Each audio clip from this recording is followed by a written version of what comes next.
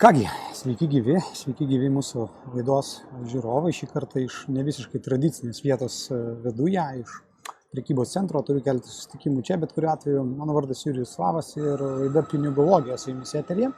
Priminsiu, kad laida Pinigologija yra vedama Starfish Academy ir yra skirta tiems žmonėms, kuriems yra svarbu asmeninis finansinis raštingumas, verslumas, investavimas.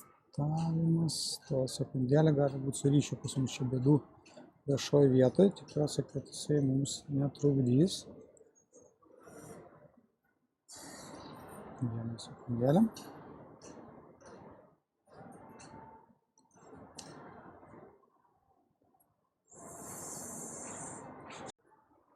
Ok, atrodytų, kad pasijungia mobilų ryšį ir turėtų viskas būti tvarkoj. Tai priminu, Starfish Academy, pinigologijos laida. Vedame iš šiek tiek netradicinės vietos šiandien. Mano vardas Jurijus Slavas, aš esu šios laidos vedėjas ir Starfish Academy vienas iš įkūrėjų.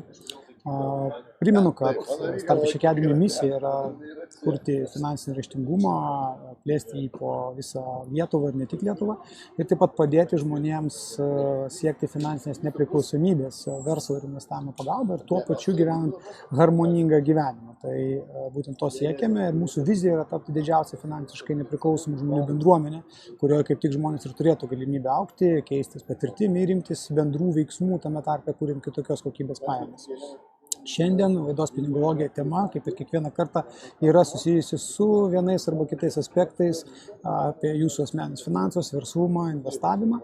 Ir kaip ir kiekvienos laidos metu, taip ir šios, jeigu jūs turite